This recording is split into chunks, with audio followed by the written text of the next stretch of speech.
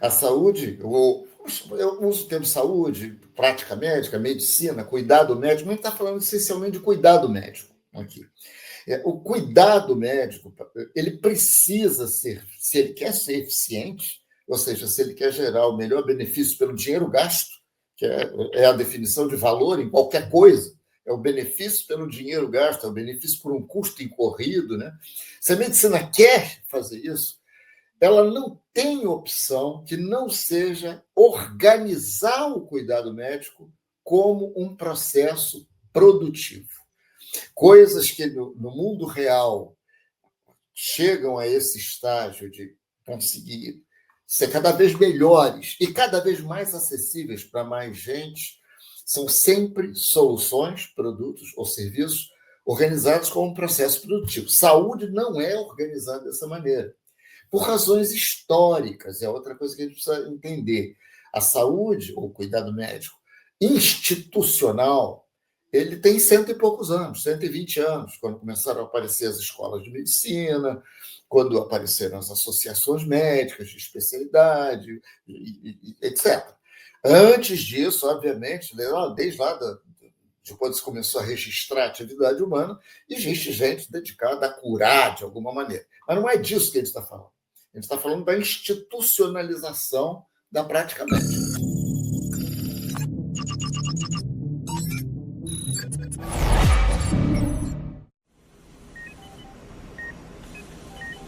Olá, ouvintes do nosso podcast Anestesia de Valor. Eu sou o Jorge Preto, CMO da Nestec, host do nosso podcast, a comunidade aqui que discute inovação, gestão, tecnologia, para ter uma anestesia mais preditiva, conectada, ou seja, uma anestesia de valor. E estamos na nossa 8ª temporada com o nosso tema Conexões que Geram Valor. E eu tenho hoje aqui uma conexão muito especial para trazer para vocês. Nós vamos falar das diversas perspectivas da nossa profissão, que é gestão, carreira, regulação, inovação e a nossa relação com as outras áreas, as outras especialidades, que quanto mais a gente dialoga com as outras áreas, mais a gente amplia nossas possibilidades e fortalece a nossa prática. Não se esqueçam de ouvir e escutar as nossas outras 7 temporadas. Tem muito conteúdo interessante, muita gente legal que compartilhou aqui as suas experiências. Se você estiver escutando aí no plantão, no carro, marca a gente lá, @Nestec, e já comenta o que você gostaria de escutar aqui no nosso podcast.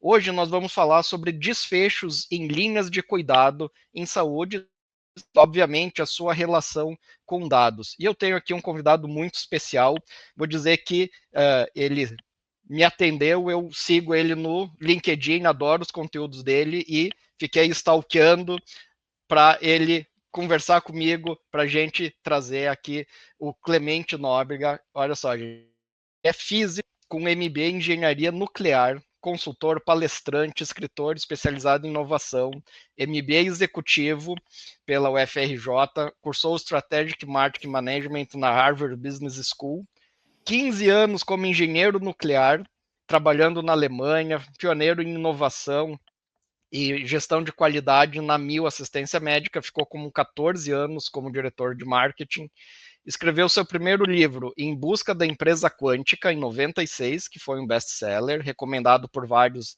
experts. Publicou ao todo 11 livros, sendo que o mais recente é O Novo Mercado de Saúde e O Novo Médico, foi lançado em 2021. Foi um dos pioneiros na introdução de modelo de certificação de desfechos em linha de cuidado, que esse é o nosso papo que nós vamos bater com foco nesse aspecto. E em 99, conquistou o Prêmio Abril de Jornalismo. Colaborador da revista Época, pesquisador, palestrante, consultor de várias empresas, com ênfase na área de saúde. Clemente, seja muito bem-vindo, muito obrigado por ter aceitado conversar com a gente e eu quero que você se apresente como você gosta de se apresentar e que você me conte como que um físico nuclear acabou sendo consultor na área de saúde. Tenho certeza que deve ser uma história bem interessante. Clemente, seja muito bem-vindo. A palavra é sua. Muito bem, muito obrigado, Jorge, pelas carinhosas palavras de apresentação. Prazer estar com vocês aqui na Nestec. depois que eu conheci melhor o trabalho de vocês, eu fiquei empolgado para podermos conversar um pouquinho, né? São poucas as organizações que têm essa vocação de trabalhar dados cientificamente, vamos falar assim, em saúde, muito poucas. E essa é uma das chaves do cuidado médico do futuro, mas esse futuro já está aí, ele é o futuro de hoje. Né? Então, você me apresentou da maneira que tem que apresentar mesmo, eu sou isso que você falou. Então, a pergunta é como é que um físico com especialização em engenharia nuclear veio parar na área da saúde? Ela é uma coisa interessante, tem aspectos pessoais, mas está ligado à figura de um empreendedor muito conhecido na saúde, o Edson Bueno. O Edson foi o fundador da Mil Assistência Médica e eu o conheci através de instâncias pessoais de relacionamento, né, no início dos anos 70. Eu muito jovem, ele um pouquinho mais velho do que eu, e ele fazia lá residência, não era residência, não, ele estava se formando em medicina, e era um hospital lá em Duque de Caxias, na periferia do estado do Rio, onde eu ia, porque a minha primeira mulher morava lá. Então eu ia para lá, saía do Rio, de Niterói, onde eu sempre morei, ia para Caxias para namorar. Então eu encontrava o Edson lá como parte daquele grupinho de juventude que frequentava o mesmo barzinho, ia nos mesmos lugares e tal. E eu fiquei impressionado, porque ele estava se formando praticamente, ele era um cara pobre, né? Ele não tinha dinheiro para voltar de Caxias para o Rio de Janeiro, onde ele morava, então ele acabava dormindo no hospital, enfim. Acabei começando a ouvir as histórias dele. Ele sempre foi um sujeito assim, muito interessante em termos pessoais, porque ele sem nenhuma formação técnica em gestão, ele estava se formando em medicina, ele era cirurgião, mas ele não conhecia nada de gestão, mas ele intuía que aqueles hospitais onde ele trabalhava, onde ele morava, enfim, eram mal administrados. Ele falou: esses hospitais não precisavam estar perdendo tanto dinheiro. Se me dessem isso aqui para administrar, eu fazia isso, dar dinheiro. Ele usava essa terminologia assim. Não sei de onde é que ele tirava isso, porque não é típico de um médico, né? Muito menos de um cirurgião, enfim. E o tempo passou, eu me casei, fui para a Alemanha, onde eu acabei ficando muito tempo. E de lá, amigos comuns, eu nunca fui amigo dele, pessoal, assim, íntimo, né? Mas conhecia, ele me conhecia, eu conhecia.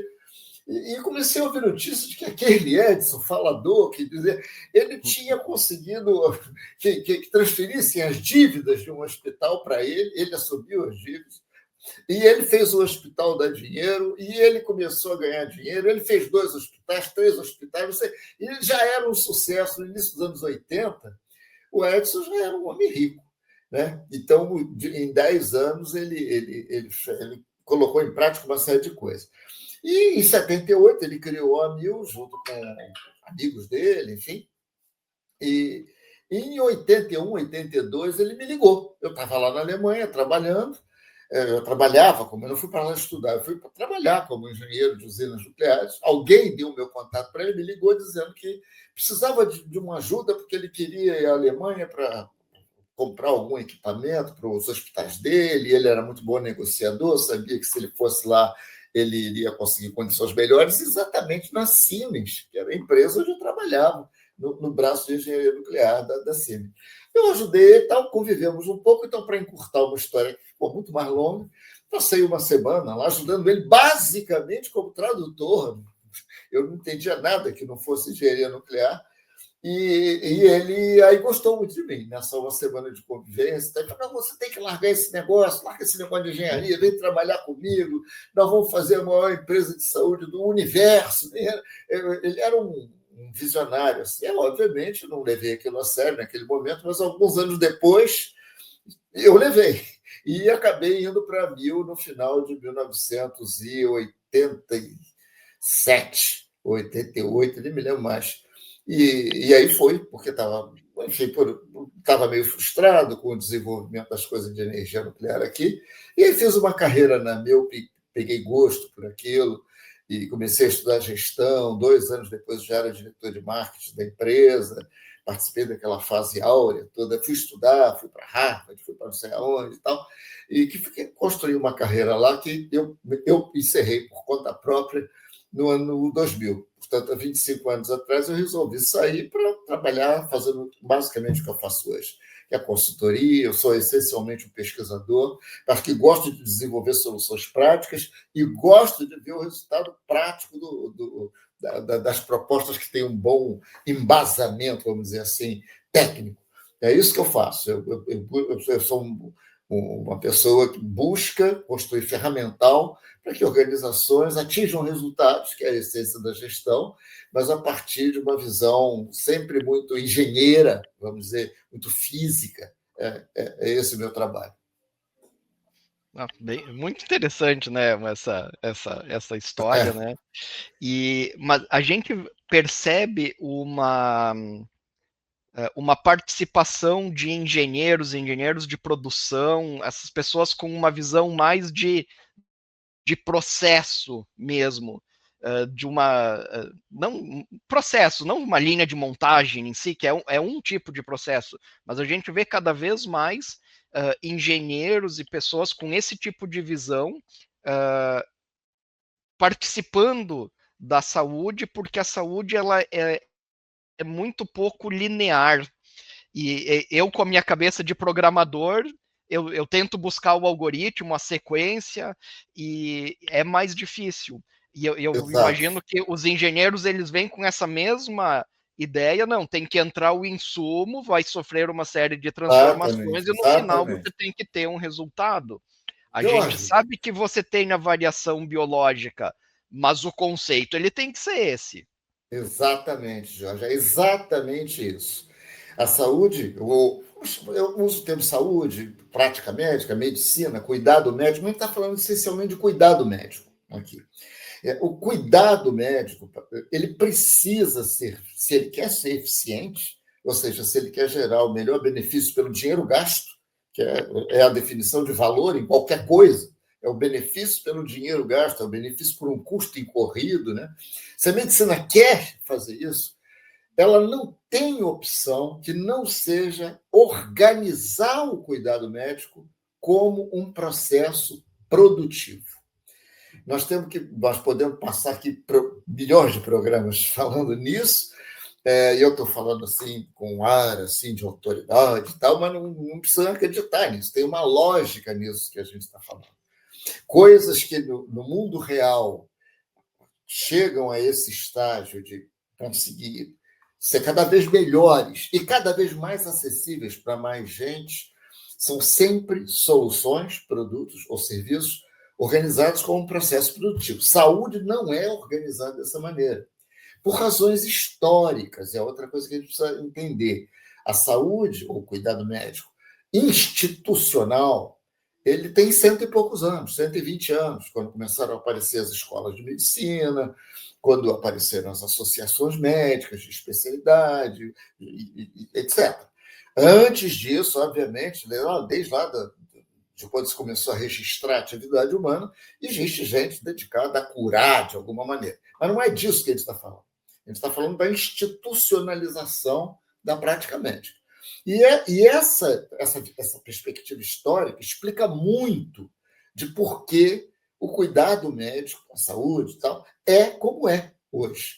Porque ela trilhou um caminho diferente do caminho que a gente estuda, observa, constata em outros processos produtivos, de todas as soluções que a gente usa nas nossas vidas em outros setores. Você vai dizer, bom, mas medicina é diferente. Você não pode comparar medicina com carro, com hambúrguer, e de fato, e tanto é que não havia muito jeito de ter sido diferente, apesar da história mostrar que alguns pioneiros médicos, já lá no início do século, 1915, né, falaram, olha, nós temos que medir os resultados do que a gente faz, nós temos que acompanhar o paciente que sai do nosso hospital, porque senão a gente não vai ter nunca parâmetros para saber se o que a gente fez foi bem feito. É simples assim, né? Mas isso nunca colou em medicina, nunca, e por razões que vão muito além daquilo que a gente possa tentar explicar com poucas palavras. Não é que alguém conspirou para evitar que isso acontecesse.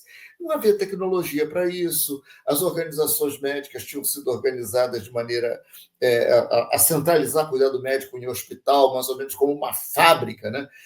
Então, você tem um problema que não pode ser resolvido no consultório, corre para lá, lá estão os especialistas, lá estão as máquinas, lá estão os processos diagnósticos, vai lá. E aí o cuidado não se organizou em função do cliente.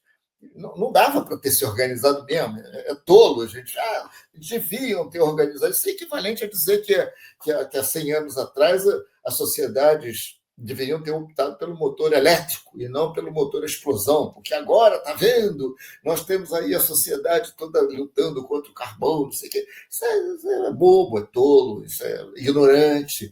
Não é assim, né? O fato é que a gente tem que lidar com essa circunstância. E essa é a circunstância que hoje a gente pode reverter. Cuidado com base em valor, tudo isso tem a ver com a reorganização do cuidado médico. Aquilo que não podia ter sido feito no passado, porque não havia tecnologia, basicamente, não havia as instâncias que possibilitariam que isso acontecesse, hoje existe. Então, um grande volume das intervenções médicas hoje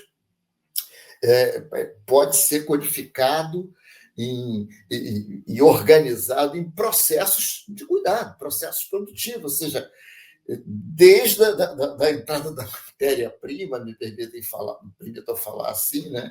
Eu sempre tenho algum cuidado quando eu falo para a audiência de médicos, né? Porque nem sempre a gente usa a terminologia adequada, né? Mas como eu não tenho CRM também, eu não ligo muito quando reclamam, não, sabe? Então entra um paciente ou alguém, um usuário num processo, vou pensar num processo mais geral. Não pensa em anestesia, não pensa em cirurgia, não pensa em nada. É um processo geral que, para ser encarado como processo produtivo, eu afirmo que hoje pode, e que o cuidado só vai ficar acessível, como tantas outras coisas na sociedade ficaram muito mais acessíveis do que eram há 120 anos. Qualquer bem de consumo, automóvel, carro, o que você quiser, viagem, tudo ficou mais barato e melhor, porque tudo foi organizado como processo produtivo, coisa que a saúde não poderia ter feito, mas agora pode. Então, como é que é esse negócio? E é aí que vai entrar o papel da anestesia, o papel do dado. Não há. Vamos falar um pouquinho, então, se você me permite. Pode me interromper, Jorge, à vontade, tá? Mas esse processo é sempre uma pessoa que tem uma necessidade, que entra em busca de cuidado, em alguma coisa que deveria ser um processo de cuidado. Ele entra em algo, consulta alguém, pede-se um exame, faz-se uma anamnese. Essa pré-intervenção, a gente chama de pré-intervenção, o primeiro bloco do processo produtivo do cuidado. É o que a gente chama de pré-intervenção. Isso é a coleta da informação que vai possibilitar você sugerir uma intervenção, que pode ser clínica, pode ser cirúrgica, pode ser o que você quiser. A gente está falando abstratamente. Então, entrou, a primeira caixinha é a pré-intervenção, depois vem alguma intervenção gerada pelaquela pré, e depois tem um processo de pós-intervenção, que geralmente é meio deixado de lado, mas que é a reabilitação, é o acompanhamento e tal. Isso é assistência médica. É isso que é assistência em qualquer instância. Do cuidado primário ao cuidado paternário, é esse macrão, né? Processo, pré-intervenção, intervenção e pós-intervenção. Se isso não estiver integrado, ou seja, se a informação sobre o usuário não estiver fluindo desde a entrada, através das outras, me permitam, caixinhas que constituem o processo assistencial, já vai haver um problema com relação à qualidade do que esse usuário estará recebendo como cuidado médico. Isso é matemática, isso é um teorema. Uma linha, um processo para ser produtivo tem que ser integrado. Não é o que a gente vê. Então, é muito para paciente de AVC. Entra no hospital, independente da qualidade dos profissionais. Sofre lá de intervenções, dando tudo certo, ele recebe alta, com votos de boa sorte. olha, agora vai para casa, procura reabilitação, cuida, né? Fonoaudiólogo, para você poder voltar a falar direitinho e tal. Mas o processo de cuidar devia incluir a reabilitação. Então, se a gente aceita isso, e isso é assim em qualquer instância, né, de cuidado médico, a gente vai ver que para que essa coisa assistencial, pré-intervenção, intervenção, pós-intervenção, se a gente conseguir integrar isso, vai ser excelente. Coisa que a gente hoje tem dificuldade, a gente não faz normalmente, esse não é o padrão, mas vamos supor que fizesse. Não basta, porque esse processo, para ser produtivo, ou seja, para ele aprender, para ele melhorar, para ele fazer cada vez melhor, com menos custo, eu tenho que medir o resultado que esse módulo assistencial produz, essas 3 caixinhas produzem. Esse resultado é o desfecho para o paciente. É aquilo que é importante para o paciente. É isso que o desfecho é aquilo que é importante para a qualidade de vida do paciente. Não é conformidade com o protocolo. Não é, a excelência do profissional de saúde. Não é. São aproximações. Se o médico é bom, está supondo que o output seja bom. Mas a organização do cuidado como processo produtivo, que é exatamente o que a gente propõe, ele pressupõe a integração da assistência, a reconfiguração da assistência a partir dos dados que têm que ser aferidos sistematicamente no tempo, ao longo do tempo, e a realimentação da assistência, do módulo assistencial, a partir do que está sendo medido como resultado na vida do paciente. Aí fica bacana. Isso é possível. Isso tem sido feito pontualmente em saúde. Isso não é feito sistemicamente. Não há sistema de saúde do mundo organizado assim. Mas há uma porção de casos, não muitos, muito menos do que seria razoável esperar, exatamente por questões históricas. Os modelos de negócio da saúde não ganham dinheiro assim. Se você for cobrar, precificar o cuidado médico em função do resultado, que é o que a gente está propondo, mede o resultado e demonstra, através de dados, 90% talvez das condições de saúde, das mais simples a muitas complexas, podem ser tratados assim, já tem conhecimento codificado, já tem padrão, já tem indicador, não falta indicador em saúde, tem excesso de indicador. Né? O que falta é a organização. É a organização, a integração do assistencial com o dado.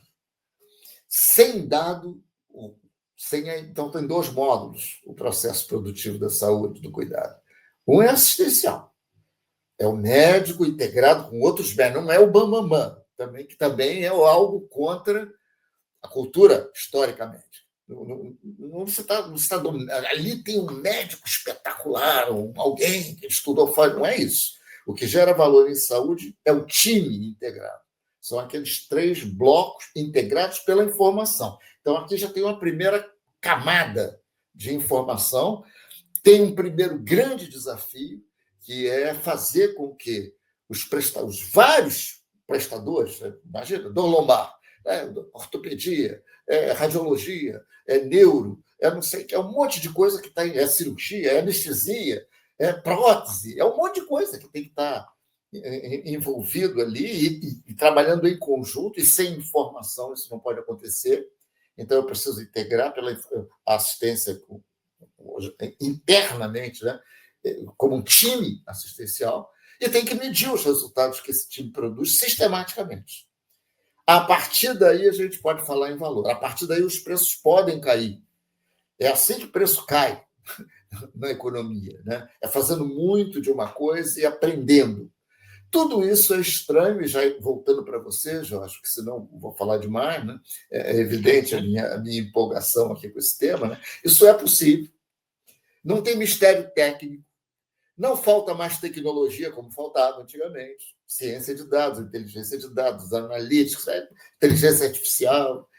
Agora, na prática, isso tem se revelado extremamente difícil. os casos de sucesso que existem. Posso citar vários para vocês. São poucos. Tá?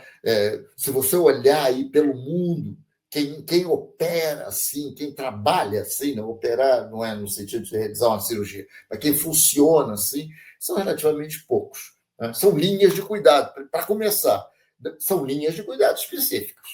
Então, você vai encontrar na Alemanha uma clínica especializada em câncer de próstata, tumor de próstata, que é a melhor do mundo, não há dúvida, é a mais eficiente do mundo, produz os melhores resultados do mundo, tem os menores custos do mundo, aí incluindo todas as outras. Johns Hopkins, uma clínica Mayo, o que você quiser. Vai olhar para o que eles fazem. Eles fazem isso que eu estou dizendo. Não porque fizeram meus cursos, mas porque eles foram experimentando no mundo real. Entende? Pega um caso como o de AVC em Joinville, Santa Catarina, SUS, Brasil. Então, repare, eu citei próstata lá na Alemanha, estou citando AVC. Então, estou citando condições médicas específicas. Eu não estou falando em condições cardiovasculares, não, falei de AVC. Não estou falando em câncer, não, falando em câncer de próstata. Porque a organização, essa que eu me referi no início, ela tem que ser referenciada a uma condição específica de um paciente, a um problema específico. Ele não pode ser. E aí que o hospital geral não para de funcionar. O hospital geral não consegue falar em nada que não seja agregado. Então, se fala níveis de taxas de mortalidade na UTI. É tudo agregado. Quem entrou ali e quem saiu vivo. Está ótimo. Mas não fala por condição médica. E se a gente não falar não por faz condição sentido. médica, isso não faz sentido. Não faz sentido para hoje. Você está colocando junto o paciente de cirurgia cardíaca que tem um risco de mortalidade de 6%, junto com o paciente que vai para uma retinoidectomia que tem um risco mínimo de mortalidade. Exatamente. Está tudo no mesmo bolo. Tecnicamente, está errado. E é por isso que é difícil comparar o hospital. Qual é o melhor hospital? Não? Eu já escrevi sobre isso.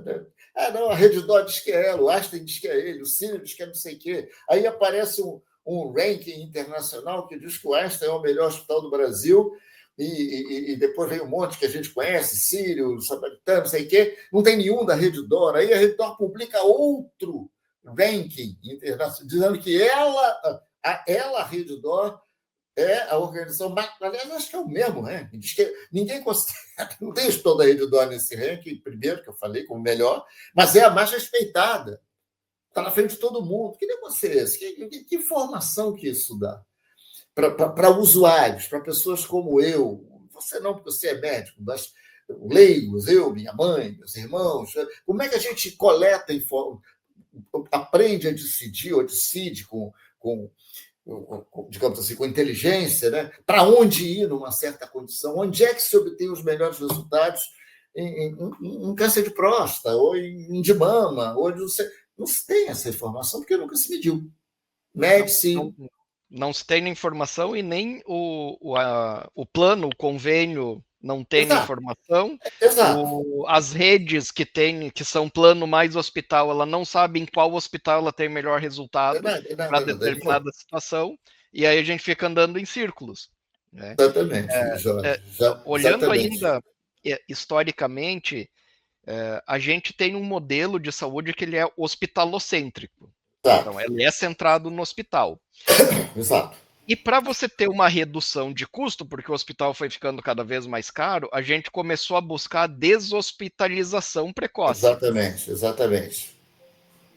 E a gente não ficou olhando o horizonte depois. Então, a nossa informação ela acaba a hora que o paciente põe o pé para fora do hospital. Exatamente. Aí esse terceiro bloco, que é o pós-cuidado, o pós-intervenção, ele é praticamente inexistente. Aí você não consegue fechar o ciclo.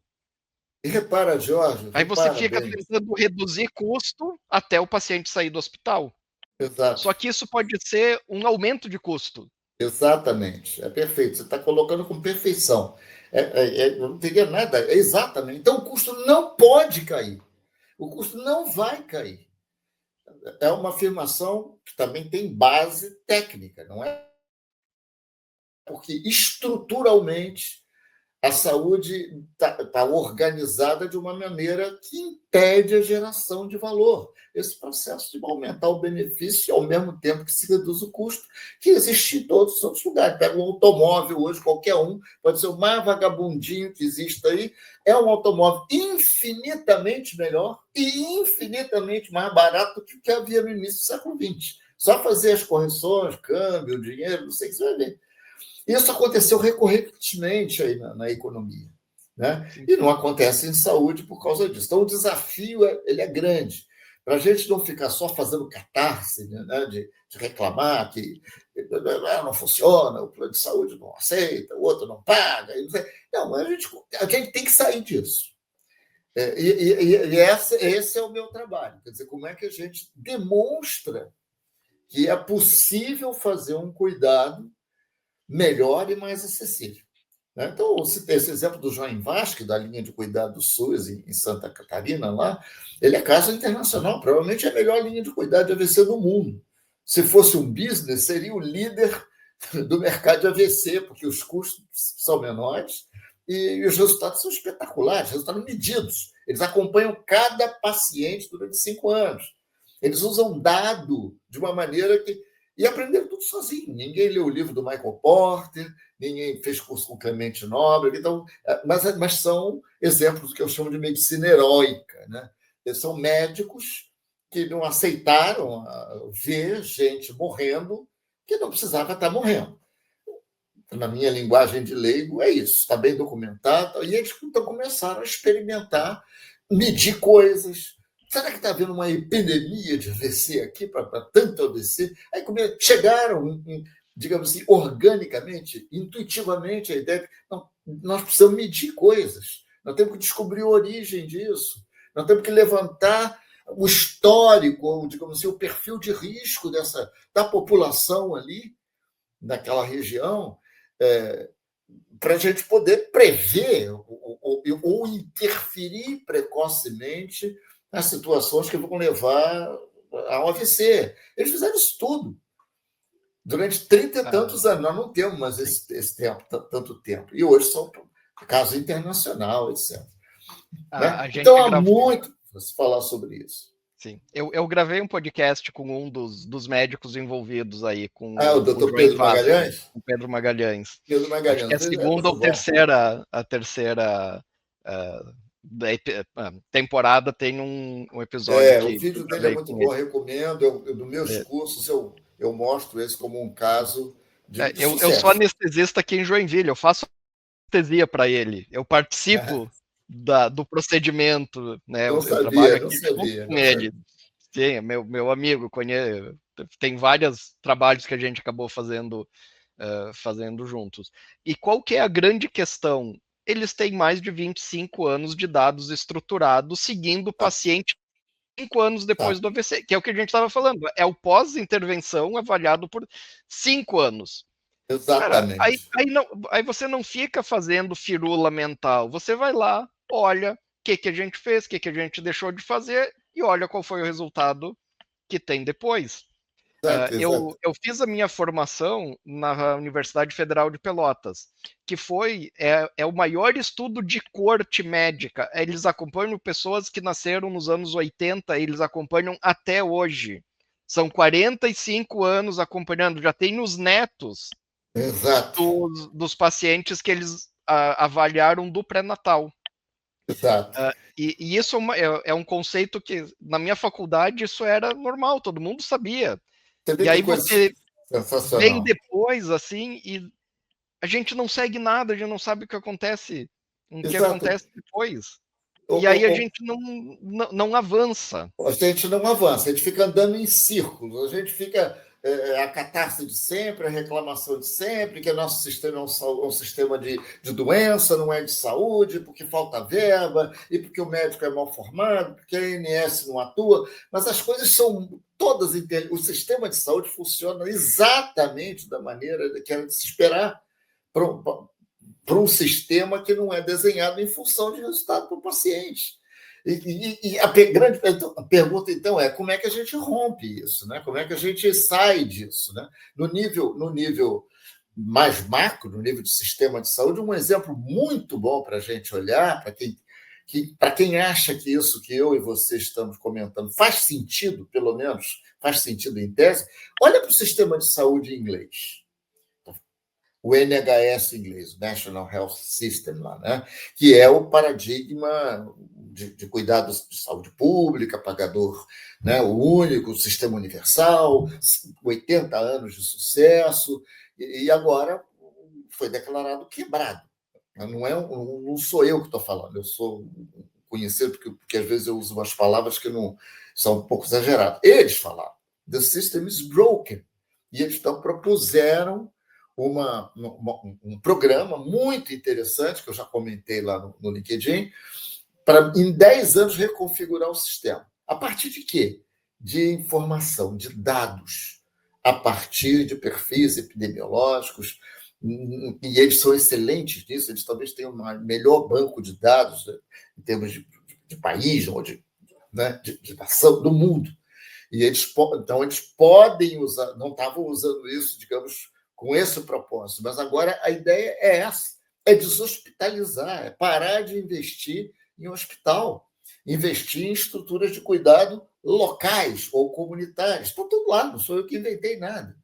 O objetivo é aumentar o benefício pelo dinheiro gasto. O nome disso é saúde com base em valor. Cuidado com base em valor e nada mais do que isso. Michael Porter não inventou nada. Não existe equação do Michael Porter, essas coisas que a turma fica perdendo tempo. É tudo bobagem. Não tem isso, não tem equação de Porter nenhuma. É organizar o cuidado de modo que ele fique cada vez melhor e custe menos, que é o que se faz no resto da economia. Então, conceitualmente é simples de entender, mas na prática, é extremamente complicado. É difícil, realmente, fazer isso por uma razão econômica. Isso viola os modelos de negócio estabelecidos.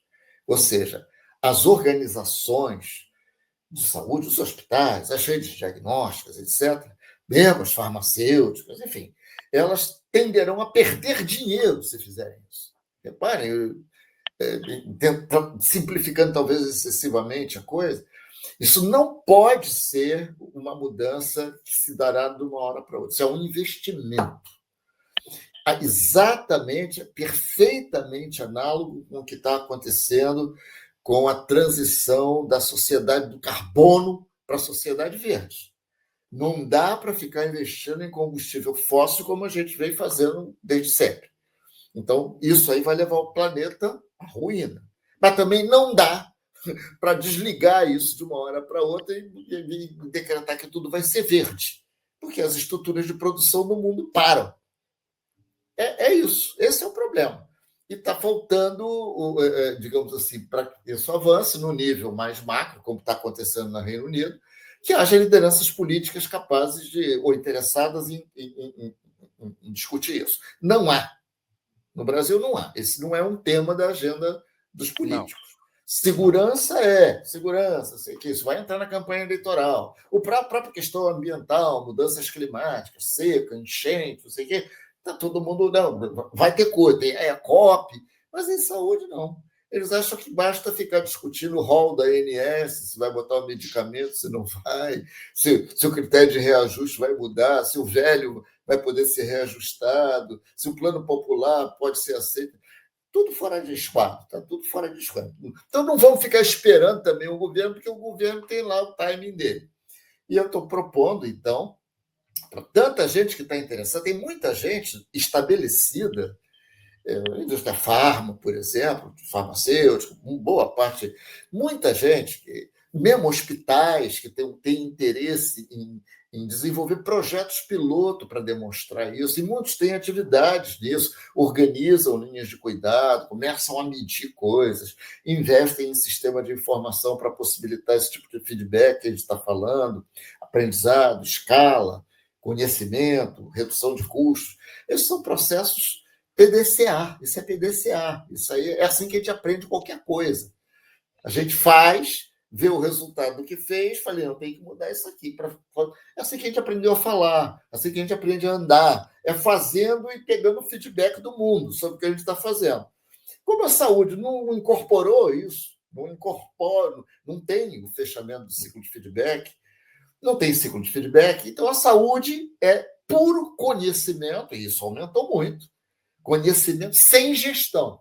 Conhecimento sem gestão significa que é cada vez mais caro, cada vez mais inacessível. As inovações são sempre para reforçar esse modelo. Então, é um novo tomógrafo, não sei das quantas, é um negócio 5D, alguém contrata uma ressonância magnética de 3 Tesla, o outro hospital compra uma de 5 Tesla. A competição é com base nos recursos, e nunca no resultado, ninguém mede o resultado. Então, esse sistema é um sistema condenado, é um sistema estruturalmente sem saída. E eu afirmo isso tecnicamente. Não é a opinião do Clemente Nobre. Clemente Nobre não tem nada a ver, não precisa acreditar no Clemente Nobre. Isso é um teorema. Um processo qualquer de produção organizado, segundo esses princípios que a gente está falando. Integração, feedback, medição, como 100% do que dá certo no mundo é organizado.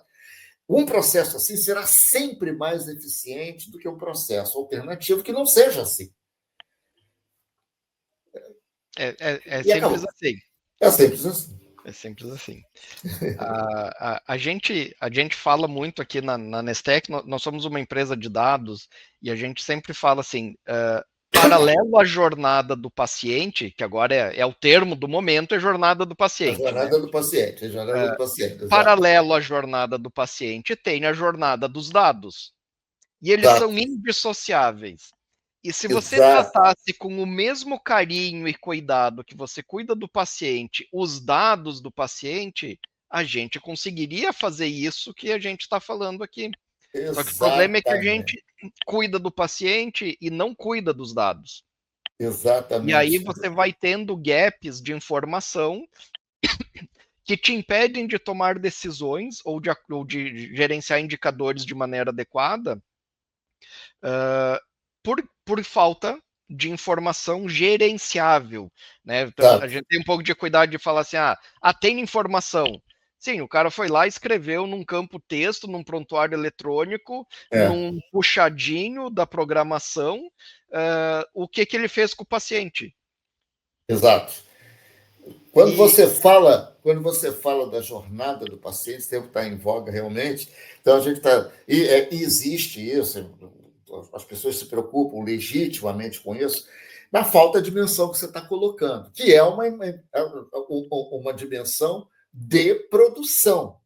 O nome disso é produção baseada em puxar a informação. Então, o paciente não precisa de alguém carinhoso andando com ele por dentro do hospital, ensinando ele a abrir as portas, avisando o doutor que ele chega. Não é isso que é navegar. Navegar é puxar a informação do paciente enquanto ele trafega por um processo de cuidado que é constituído por pré-intervenção, intervenção, pós-intervenção. Mas essa informação tem que vir dele, tem que ser puxada dele. A gente chama isso de pull. Né? É um processo de produção que existe em qualquer lugar. E barateia, e torna mais eficiente, etc. Então, você já tem que... então, quer dizer que a informação, muitas vezes, viaja na frente do paciente, exato. Ele entra no processo de cuidado, tem uma intervenção, essa intervenção já vai para um sistema, já alimenta uma outra cadeia do processo assistencial que puxa essa primeira informação, e quando o paciente chega fisicamente lá, quando é necessário isso, a informação já está toda lá, o que fazer já é sabido, e aí ele passa para a etapa seguinte, na mesma coisa, mas nós não temos um processo que integre o cuidado dessa maneira. Nossos protocolos, nossos prontuários, nossos sistemas hospitalares não foram pensados exatamente para otimizar o assistencial. Eles foram otimizados para otimizar o faturamento de cada escaninho desses, né? Sim. Como fazer a conta médica fechar na emergência, na radiologia, na hemodinâmica, na internação, na cirurgia, não sei aonde. Cada um gera a sua conta e aí o hospital fatura pela soma daquilo tudo. E é essa ênfase que se dá. Não tem nada a ver com o cuidado coordenado isso. Exatamente. Eu vejo o grande gap que a gente tem é um gap de informação, a falta de dado estruturado. Só que aí, o que a gente percebe, assim, as nossas lideranças, os gestores do hospital, às vezes eles investem, como você falou, cara, vamos colocar aqui uma tomografia de 3 Tesla. Cara, custa milhões. Tá? E você, com umas dezenas de milhares de reais, você conseguiria colocar um sistema ou ter um time de dados para organizar várias linhas de cuidado.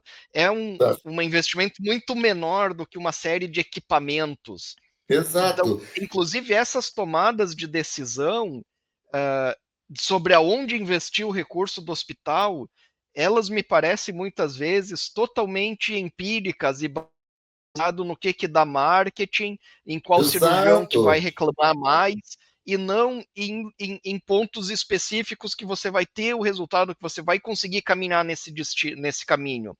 Todo mundo exatamente. põe lá que ele quer falar de valor, ele quer ser data-driven, mas o cara não Exato. investe nada É nisso. tudo, é E tudo aí ele lorota, é tudo teve conversa fiada. é tudo conversa de palco e de PowerPoint, É, exato, né? marketing, é É marketing. marketing. Mas, de novo, Jorge, a origem disso é a nossa ignorância, nossa como consumidores, né, de saúde, como usuários de, de, de saúde, de medicina, onde que se geram os melhores resultados. Porque se isso, ou quais são os resultados gerados por condição médica em cada unidade provedora de cuidado, em cada empresa, ou seja o que for. A gente já sugeriu, e pode afirmar com mais ênfase em outro momento, que para isso o cuidado tem que se organizar de outra maneira. Já é um grande desafio, não pode ser organizado dessa forma, tem que ser coordenado, tem que ser acompanhado por medição de output, de desfecho, etc. Tal, tem que haver feedback. Como nada disso existe, como é que é o marketing dos hospitais?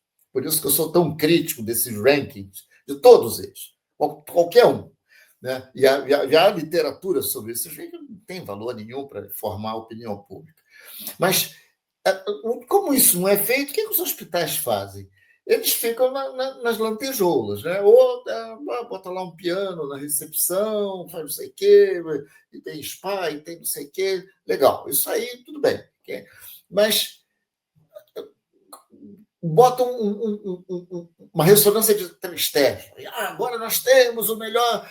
A tendência do usuário é buscar isso. Se você oferece, ele quer. Se você abre um leito, esse leito ele vai ser ocupado. Isso é uma lei chamada Lei de Romer, que existe aí. Um leitor meu me disse: os planos de saúde funcionam nessa lei, os hospitais, os prestadores. Um leito oferecido é um leito ocupado. Só se abre leito hospitalar porque sabe que os pacientes tenderão a deitar nesses leitos. E eles são, digamos, induzidos a deitar nesses leitos, precisem ou não. Reparem como o sistema é mais perverso do que a gente intui. Como o usuário não tem informação, ele, ele é facilmente manipulável. É isso que a gente está falando aqui. A saída, inclusive do ponto de vista ético, é liberar a informação. É fazer com que a informação exista primeiro, seja produzida, seja auditada e seja divulgada. E isso não é feito. Não é informação que conta. Existem Sim. outros níveis de informação. Acreditações hospitalares dão um nível, uma camada de informação, que é importante, ninguém está minimizando isso, mas não é aquela informação que conta. Ela não é legítima por si só para direcionar escolhas. É isso que a gente está falando. É nisso que a gente precisa investir. Perfeito. Clemente, você consegue dar para a gente um exemplo assim que você tenha ajudado a implantar? Falei, cara, essa linha de cuidado aqui ficou bem legal, a gente conseguiu fazer. E não só dar o exemplo, mas eu gostaria que você contextualizasse quanto tempo demorou para isso rodar. Porque os exemplos que eu tenho conversado dos colegas que realmente conseguiram fazer, alguma coisa funcionar num processo produtivo mesmo, nesse conceito, eles demoraram de 2 a 3 anos É para isso fazer. mesmo. É isso Sendo mesmo. que os 2 primeiros anos foram organizando dados. Exatamente. Mais ou menos isso. Esse é o padrão. Nos meus cursos, Jorge, a gente cria projetos para a turma implantar. Né? Tem gente operadora, tem gente de indústria farma, tem gente de autogestão, às vezes aparece gente até de empresas mesmo, que são autogestores, na verdade, né? Que fazem a gestão dos planos de saúde dos próprios funcionários. E a gente fala, são 3 anos. Em menos de 3 anos, se você tiver. Se a direção, se os líderes estiverem sensibilizados disso que a gente está falando aqui, sem apoio de quem decide, dos stakeholders principais, não vai acontecer nada. Porque isso é um investimento. São 3 anos de investimento, mas no mínimo, por razões físicas. Você não vai conseguir TN, né? Uma linguagem que vocês conhecem bem, né? Nestec, né? Você não vai conseguir amostra que seja estatisticamente significante. Então, vai ter um cheirinho, olha, está melhorando. Né? E muitos projetos aparecem por aí, tem vários que eu já participei. Agora, um grupo de parceiros meus aqui, que nós produzimos, inclusive fizemos um livro juntos, da Universidade Estadual do Rio de Janeiro, chamado Legos. São engenheiros de produção. Nós começamos a estudar, a trabalhar juntos com esses conceitos. Agora, nós fizemos um livro juntos, saiu pela editora da UERJ. Eles são ligados a uma instituição de ensino, são doutores em engenharia, de produção, mas tem trabalho, e nós fizemos alguma coisa muito interessante localmente, em certas organizações hospitalares. Agora eles publicaram, e eu não participei, né, desse último trabalho deles, eles reorganizaram como linha de produção o processo de admissão cirúrgica no hospital pedernético para gente que aparece lá na emergência com dor no peito. Dor no peito. E eles publicaram, e eu posso disponibilizar ou colocar quem dos nossos ouvintes tiver interesse em contato com eles lá, e eles é um processo que tem mais de 2 anos, com certeza, 3 anos, mas os dados eles começaram a medir, são engenheiros. Reorganiza o fluxo, a jornada, enfim, o que você quiser, as atividades de cuidado, integra essas atividades, mede as coisas e você vai ver o custo cair e resultado melhorar. E eles publicaram agora índices muito interessantes, muito bacanas em termos de mortalidade, de nível de recuperação, análogos aos que a gente viu, a gente tem aí em outros setores que utilizaram essa mesma abordagem. Né? É claro que isso aí é um pedaço de um sistema, é um projeto quase que local, piloto, não se pode dizer que todo o hospital funcione assim, da mesma forma que a gente não pode dizer que todo o SUS de Joinville e tal funcione nas mesmas bases do João Vasque, né? Porque a gente sabe que isso daí depende, por enquanto, ainda está muito circunscrito a esse tipo de experiência pioneira. Mas quem faz isso desse jeito vê resultado. Nós obtivemos resultados com isso em organizações hospitalares, eu mesmo, o Complexo Hospitalar de Niterói, que é hoje do Grupo Américas, né?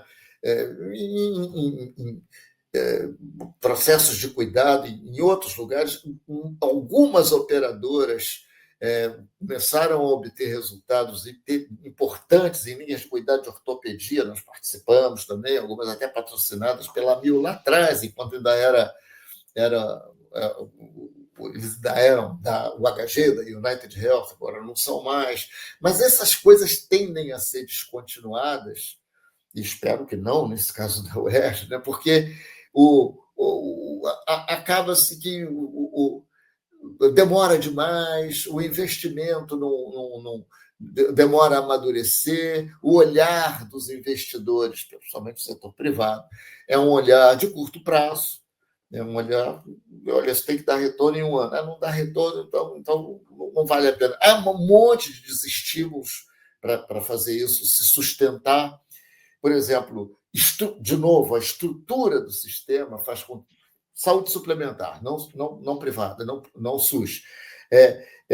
Há um churn, né? Uma saída de usuários dos planos de saúde, que é um escândalo.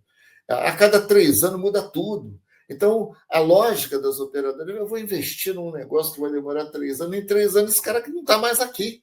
Como é que eu vou investir num processo de cuidado bacana, como uma vez eu ajudei a fazer, insuficiência renal. Insuficiência renal, cara, eu vou investir nisso e ele vai para outra operadora. Ele vai me deixar. Não faz sentido econômico fazer. Então, o sistema tem níveis de perversidade também, em termos econômicos. Os gestores agem racionalmente. Eles são racionais. Eu não vou fazer uma coisa para perder dinheiro. E por isso que a gente volta, sem um incentivo regulatório, governamental, não rola. Mas o governo, os reguladores não estão muito afim de fazer isso agora. Então, vamos fazer sozinhos. Como a gente está se aproximando do final, eu quero deixar com vocês um convite.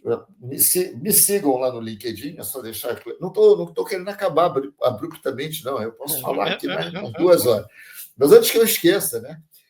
A maneira que a gente está propondo de fazer isso é que os atores que se sensibilizam de fato, por isso que nós dois estamos conversando aqui, por esse tipo de coisa, e aí nós temos organizações hospitalares que têm procurado, a indústria farmacêutica é interessante, está muito a fim de fazer experimentos, estou falando em geral, né, para demonstrar isso que a gente está falando. Porque a gente precisa de experimentação científica, a gente precisa fazer experimento científico, como os físicos, os químicos, vai lá no laboratório, né? Tá vendo? Ó, faz assim que dá, vai dar de novo. Mas isso é um investimento, tem que ser feito. Há gente disposta a fazer esse experimento sem ficar dependendo de governo, de não sei o que lá. Players maiores que têm interesses comerciais, obviamente, né, de demonstrar a efetividade de um insumo que eles tenham, seja um processo de cuidado de insuficiência renal, seja um processo de gestão para idosos frágeis, vale para segmentos de pacientes também, né? Seja o que for. Então, seja uma droga que pode ter uma influência importante num processo de cuidado gerenciado, né? Processo produtivo de tratamento, de cuidado para câncer de mama, por exemplo, de próstata, seja do que for. Então, isso tudo está pipocando aí no mercado. Então, eu estou propondo a criação de ambientes que nós chamamos de comunidades de prática, que envolvem atores, players de diferentes setores da indústria, da indústria farmacêutica, da indústria de provisão de cuidado médico, eventualmente operadoras, eventualmente autogestões, para implantar em projetos piloto, para demonstrar, em até 3 anos, de novo, o prazo que você citou, que é economicamente interessante para todos os envolvidos, quem paga, por exemplo, quem financia é a operadora. Se ela não está convencida, ela não vai. Ela pode até falar, você está falando tem sentido, mas eu não vou arriscar e fico no status quo. Então, é criar ambientes integrados, que nós chamamos de comunidade prática, com o objetivo de fazer projetos pilotos juntos para demonstrar colaborativamente, né, que valor pode ser gerado para todo mundo, ou seja, todo mundo pode ganhar. Ganha dinheiro. O paciente, o benefício para ele, e ele é o originador, o legitimador de tudo, como é o usuário em qualquer setor. Se o usuário ou o pagador não paga, ninguém ganha nada. Mas ele, a partir do benefício dele, da percepção de que a gente vai gerar um benefício importante para ele, na condição médica em que ele está, a gente consegue demonstrar aí intencionalmente, gerenciando as linhas de cuidado, gerenciando o processo produtivo, que valor é gerado, ou seja, que todo mundo pode ganhar mais, pode ter mais benefício com custo reduzido. É isso que a gente está partindo agora, porque não adianta ficar bradando para que alguma coisa entre na agenda política e isso a gente não tem como interferir. Então, vamos fazer. Perfeito. A execução é a chave, né, Clemente? Isso desde sempre. Em escala baixa, gerenciando o risco, né? Não dá para pular do que é para o que a gente considera ideal. Quem tentou fazer não deu certo. Tem o exemplo do ecossistema DASA, por exemplo. As citações aqui eu faço, obviamente, por minha responsabilidade total, né? Tinha uma proposta muito interessante, mas investiu muito dinheiro, bilhões nisso daí, mas não deu certo, porque tem uma pressão. Primeiro, houve desafio de execução, que eu alertei até lá no LinkedIn, apesar de estar aplaudido a iniciativa publicamente, foi uma iniciativa de 2019, não deu certo, foi descontinuado. Não deu certo no olhar dos investidores, etc. Não estavam percebendo o retorno naquilo. Na Suécia tem um caso extremamente interessante, o Hospital Quaternário, que se sensibilizou por essas ideias todas. Vamos nos reorganizar em linhas de cuidado, chamado Hospital Karolinska, é conhecidíssimo, né? Uma das organizações mais prestigiadas do mundo. Também foi uma catástrofe, foi um problema tremendo. Então, o desafio deve ser a gente deve poder partir de coisa, de módulos pequenos, fazê-los funcionar, linhas de cuidado experimentais, fazer aquilo funcionar, demonstrar através de dados auditados, se possível, que está funcionando, que está gerando valor. A partir daí, faz mais, aumenta, vai aumentando a escala. Essa é a maneira de fazer.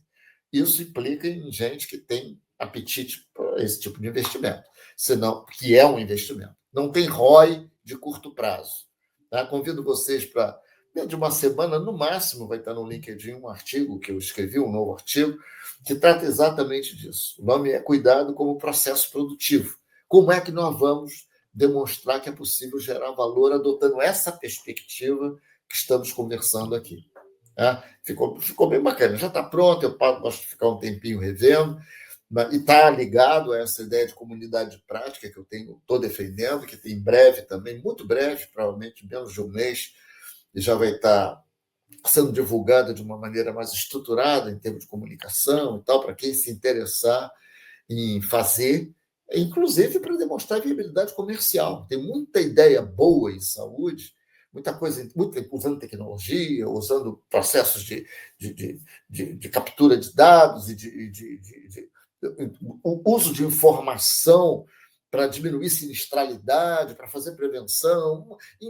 Na indústria farmacêutica existe muita droga interessante, mas que não consegue entrar, não consegue demonstrar, ou não consegue sensibilizar o pagador a pagar por aquilo. Porque o pagador é conservador. Ele fica, olha, será que a situação vai dar dinheiro para mim? Ou vai diminuir meus custos mesmo? Então, na dúvida, ele resiste a fazer o investimento. Nós estamos buscando gente que quer fazer um investimento controlado, um investimento com riscos muito bem administrados. Quer dizer, se der errado, ninguém vai morrer, mas fazer. É isso que a gente vai propor, está propondo, está agora concretizando. Legal. Tem uma outra questão que é bem importante nisso, que é cultura, né? A gente tem um histórico, tem uma cultura de cuidado que não é assim, e a gente sabe, né, que a cultura come a estratégia no café da manhã, e eu transcrevo para nossa área que eu digo que a cultura come o protocolo no café da manhã. Que só fazer protocolo, ele vai ser, se não tiver cultura, Exatamente. não Por vai, isso que eu vai defendo ajudar. por isso que eu defendo a criação desses ambientes experimentais. São ambientes gerenciados. É isso. Uma comunidade prática é isso. Então, tem uma governança, é o termo, né? Exatamente. Diferente do que a gente está acostumado. A cultura médica, me permitindo mais uma vez utilizar a minha situação de não médico para falar coisas que não são muito comuns ouvirem. Né? Mas a cultura médica é uma cultura é uma educação, uma formação de artistas solo. Né? O grande médico isso que a gente considera um grande médico, esse arquétipo do médico, Dr. House, ou não sei quem, isso que a opinião pública É alguém que sabe muito, que ele é genial, ele intui soluções, isso não tem nada a ver com trabalho integrado, com linha de cuidado, com medicina como processo produtivo. Então, a cultura médica, a educação médica, é estranha. Isso não vou dizer que seja contra isso, ela não é contra nada, ela é o que ela é. Mas não tem nada a ver com o que ela precisa ser. Então, é por isso que, se nós, aqueles líderes, pioneiros, enfim, que estão interessados em demonstrar que isso é por idealismo e é por interesse econômico também. Hein? Aqui não tem ninguém querendo fazer coisas assim para mudar o mundo. Assim. Eu sou extremamente pragmático. Isso daí, feito dessa maneira, é melhor para todos. A prosperidade no mundo aumentou por causa de uma mentalidade que entendeu que colaborar gera mais riqueza do que se apropriar, do que roubar. Isso é uma coisa muito recente na história da humanidade, muito recente. Isso é coisa de 250 anos atrás, 200 anos atrás. Ou, quer dizer, antes dessa época, quem ficava rico, você tinha duas maneiras de ser rico. Uma era nascer rico, outra era tirar de alguém. Era isso. Está lá no meu artigo isso. Estou citando assim, en passant, mas tem fundamentação, tem literatura, tem isso. Depois, essa ideia de que colaborar é bom, porque valor tem que ser compartilhado, senão é apropriação indébita. Né? Alguém está ficando com a grana e às custas dos outros, ou está ficando com um bom resultado. Isso é uma coisa que não é intuitiva e ela não é muito, digamos assim, enfatizada. Então, essa proposta, a ideia de criar ambientes gerenciados, com governança própria, né, para em 3 anos demonstrar custo-benefício, valor de instâncias de cuidados, condições médicas específicas, é algo que é pragmaticamente muito defensável. Isso vai demonstrar valor econômico, inclusive, para todos.